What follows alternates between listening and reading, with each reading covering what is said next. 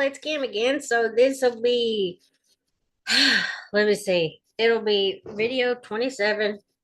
Basically the Senate torture report, and the actual technical name of it, let me pull it up real quick, is the report of the Senate Select Committee on Intelligence Committee study of the Central Intelligence Agency's detention and interrogation program. Remember, after 9/11, many suspected terrorists were detained for extended periods and tortured, according to this report. So it's pretty bad, some of the stuff. And if you're ever curious kind of what was going on, watch a movie called The Mauritanian. I think it's on Netflix currently. And Zero Dark 30. That's another one that'll show you some of the stuff that they did to these people. But anyway, let's go on. I think The Mauritanian's probably more uh, it's like comprehensive or extensive of what they were doing during that time. But anyway, let's go on. The CIA repeatedly represents that the CIA's waterboard interrogation technique was particularly effective in eliciting information from KSM. This representation is not supported by CIA records. Numerous CIA personnel, including members of KSM's interrogation team, expressed their belief that the waterboard interrogation technique was ineffective on KSM. The on-site medical officer told the inspector general that after 3 or 4 days, it became apparent that the waterboard was ineffective and that KSM hated it, but knew he could manage. KSM debriefer and deputy chief of Alex Station Redacted told the inspector general that KSM figured out a way to deal with the waterboard. And she relayed in a 2005 same time communication that we broke KSM using the Majid Khan stuff and the emails. In other words, by confronting KSM with information from other sources, Redacted, CTC Legal, Redacted told the inspector general that the waterboard was of limited use on KSM. A KSM interrogator told the inspector general that KSM had beat the system and assessed that KSM responded to creature comforts and sense of importance and not to confrontational approaches. The interrogator later wrote in the same time communication that KSM and Abu Zubaydah held back despite the use of the CIA's enhanced interrogation techniques, adding, "I'm ostracized whenever I suggest those. Two did not tell us everything. How dare I think KSM was holding back?" In April 2003, Redacted OMS told the inspector general that the waterboard had not been very effective on KSM. He also questioned how the repeated use of the waterboard was categorically different from beating the bottom of my feet or from torture in general. Ugh, I couldn't imagine. Ugh, my feet are already sensitive enough. Okay, the CIA repeatedly represented that KSM had recanted little of the information he had provided and that KSM's information was generally accurate and consistent. This assertion is not supported by CIA records. Throughout the period during which, during which KSM was subjected to the CIA's enhanced interrogation techniques, KSM provided inaccurate information, much of which he would later acknowledge was fabricated and recant. Specifically, KSM's fabrications and recantations covered his activities immediately before his capture, the identity of an individual whom he described as a protector of his children, plotting against a U.S. aircraft carrier, a meeting with Abu Faraj al-Libi, and the location of Hassan Gul, or Gul, however you say that. KSM fabricated significant information, which he would later recant, related to Jafar al-Tayyar, stating that al-Tayyar and Jose Padilla were plotting together, linking al-Tayyar to Heathrow Airport plotting and to Majid Khan's plotting, and producing what CIA officials described as an elaborate tale linking al-Tayyar to an assassination plot against former President Jimmy Carter.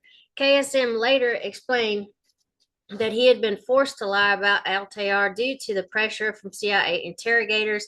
KSM recanted other information about the Heathrow Airport plotting, including information regarding the targeting additional operatives and the tasking of prospective pilots to study at flight schools. KSM provided significant information on Abu Isa al-Britani, or Duran, or Duran, sorry, Duran, I guess Duran, I don't know, Barot, I don't know, that he would later recant, including linking Abu Isa al-Britani to Jafar al-Tayyar and to the Heathrow Airport plot. Under direct threat of additional waterboarding, KSM told CIA interrogators that he had sent Abu Isa al-Britani to Montana to recruit African American Muslim converts. In June 2003, KSM stated he fabricated the story because he was under enhanced measures when he made these claims and simply told his interrogators what he thought they wanted to hear. KSM also stated that he tasked Majid Khan with recruiting Muslims in the United States, which he, there's more footnotes, would later recant. On May 3rd, 2003, CIA officers recommended revisiting the information KSM had provided during earlier stages of his interrogation process, noting that he had told us that he said some things during the phase to get the enhanced measures to stop. Therefore, some of this information may be suspect. The CIA also repeatedly referred to a comment made by KSM, while he was still in Pakistani custody as indicating that KSM had information on an imminent attack. In reports to the Inspector General, the National Security Advisor, and the Department of Justice, among others, the CIA represented that when asked about the future attacks planned against the United States, he coldly replied, "Soon you will know." In fact, soon we did know after we initiated enhanced measures. Contrary to CIA representation, CIA records indicate that KSM's comment was interpreted by CIA officers with KSM at the time as meaning that KSM was seeking to use his future cooperation as a bargaining chip with more senior CIA officers. Finally, the CIA attributed to KSM, along with the Abu Zubaydah, the statement that the general U.S. population was weak, lacked resilience, and would be unable to do what was necessary to prevent the terrorists from succeeding in their goals.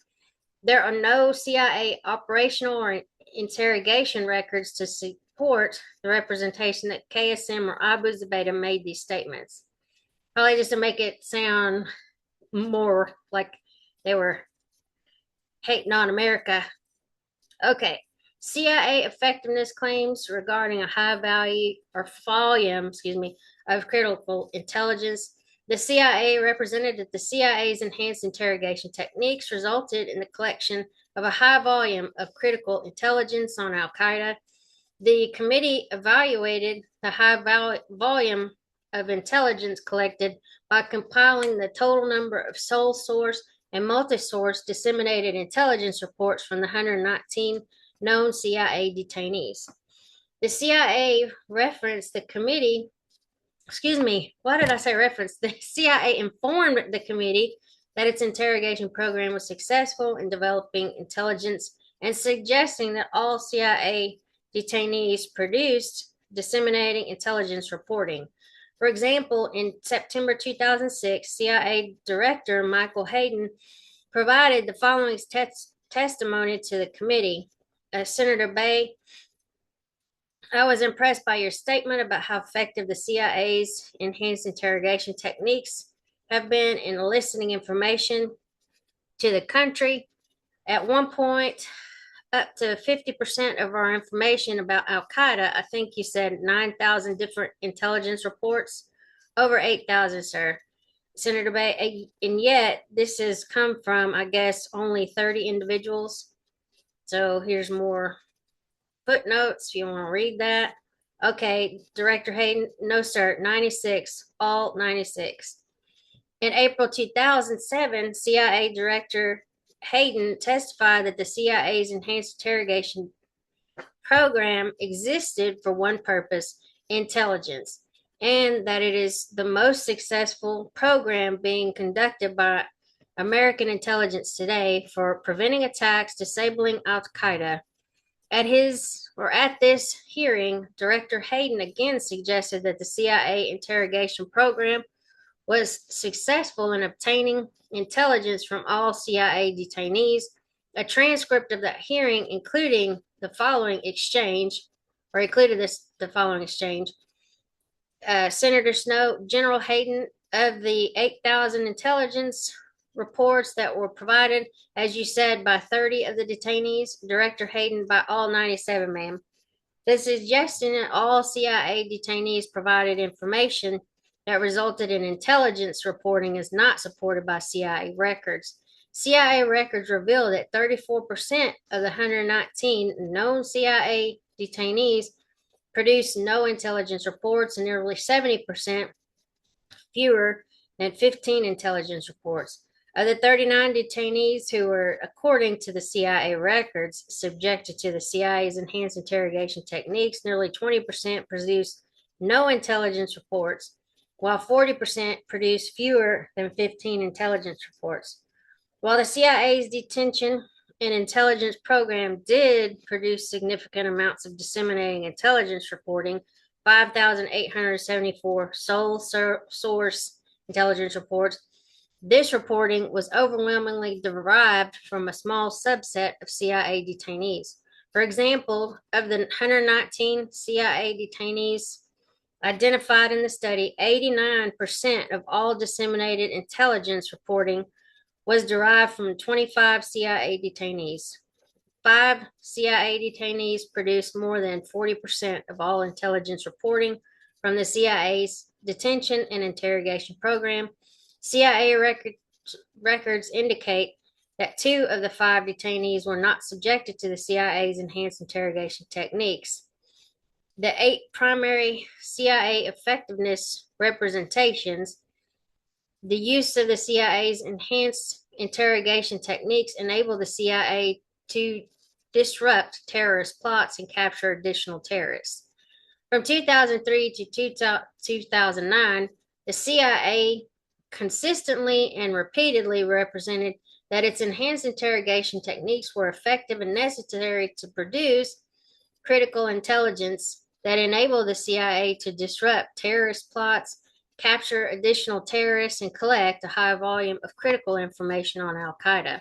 The CIA further stated that the information acquired as a result of the use of the CIA's enhanced interrogation techniques could not have been acquired by the U.S. government in any other way, otherwise unavailable. So more information here. Okay, the CIA also represented that the best measure of effectiveness of the CIA's enhanced interrogation techniques was examples of specific terrorist plots thwarted and specific terrorists captured as a result of the use of the CIA's techniques.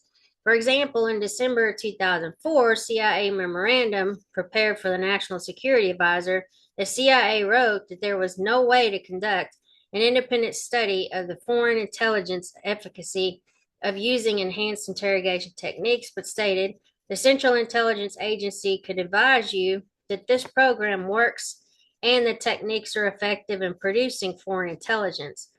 To illustrate the effectiveness of the CIA's interrogation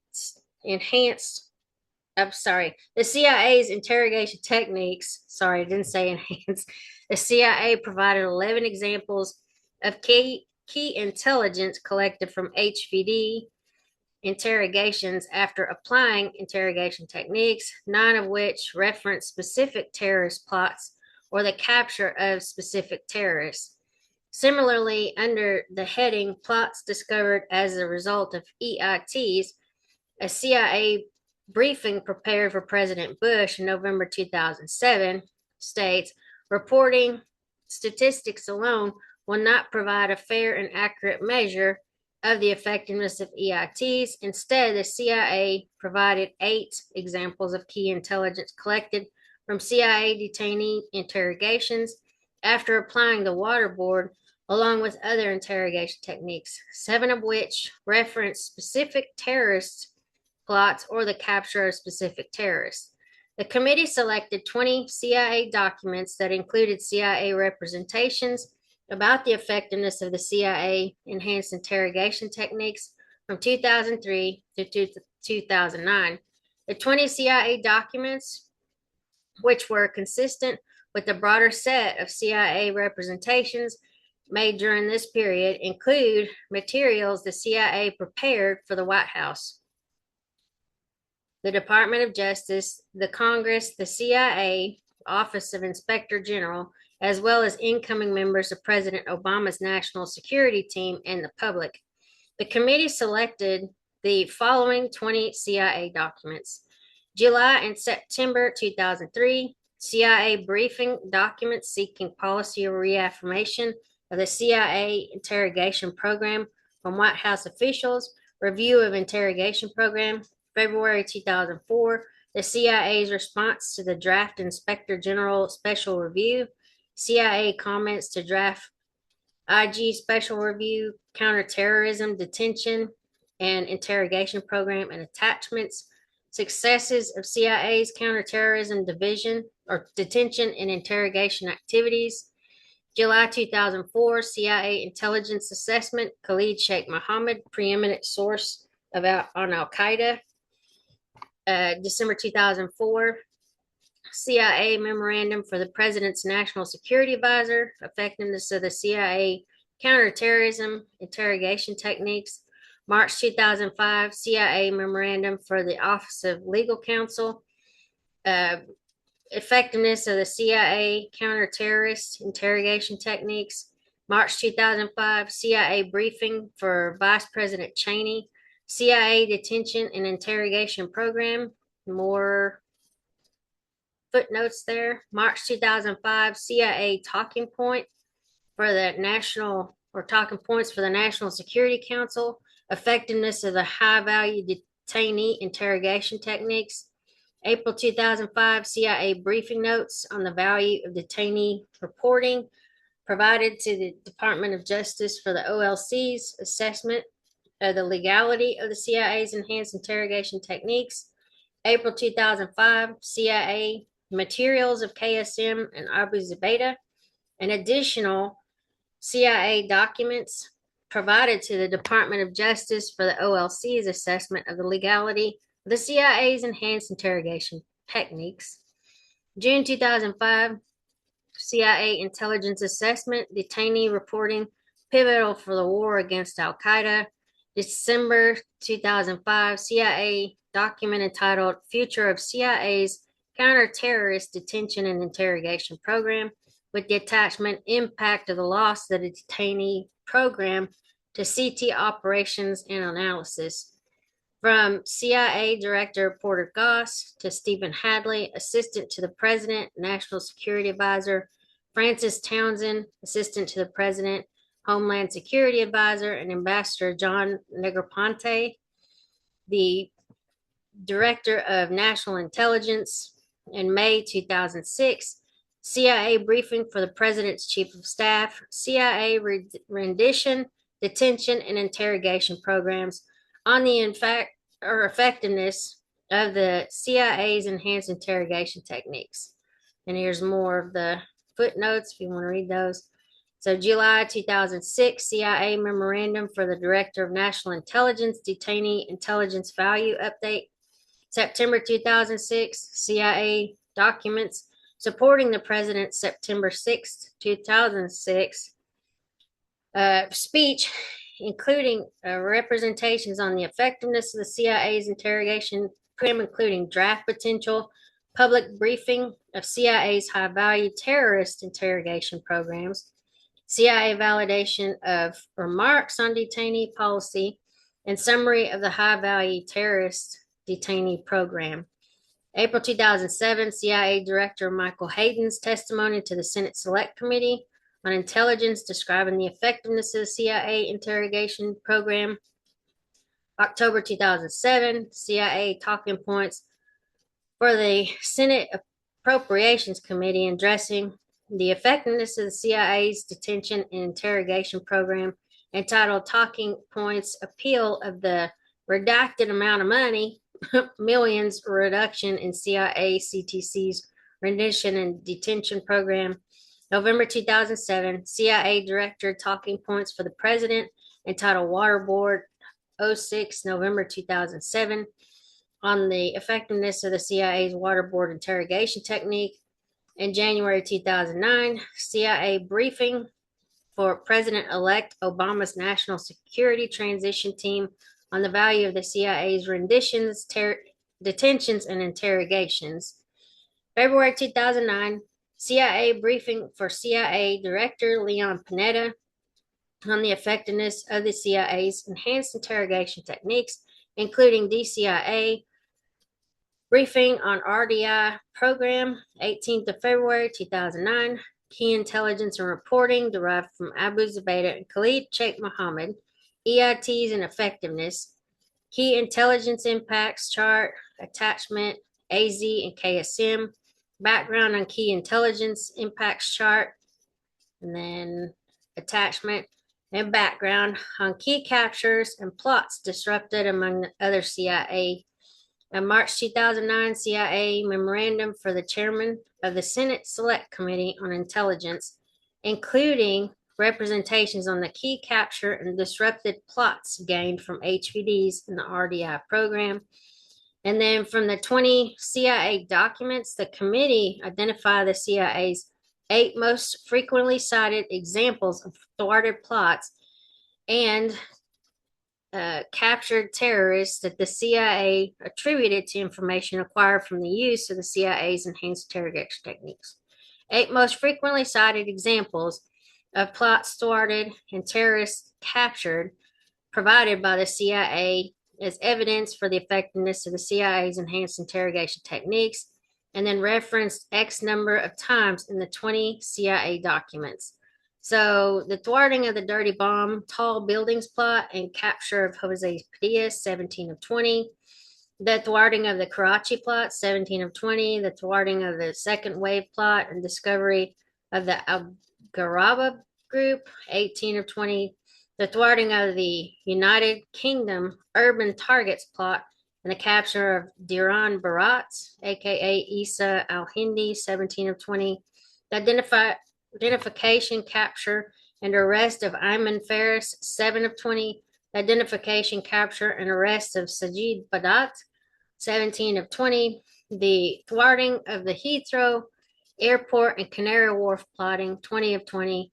And the capture of Hambali, 18 of 20. The committee sought to confirm that the CIA's representations about the most frequently cited examples of thwarted plots and captured terrorists were consistent with the more than 6 million pages of CIA detention and interrogation records provided to the committee. Specifically, the committee assessed whether the CIA's representations that its enhanced interrogation techniques provide or produced unique, otherwise unavailable intelligence that led to the capture of specific terrorists and the thwarting of, oh goodness, hold on. Is that, I think that's all of the footnotes for this. Yeah, that's footnotes. Okay, specific plots were accurate. This committee found the CIA's representations to be inaccurate and unsupported by CIA records. So I'm going to stop it here, and then we'll start back right here on page 254. Anyway, talk to y'all later. Bye.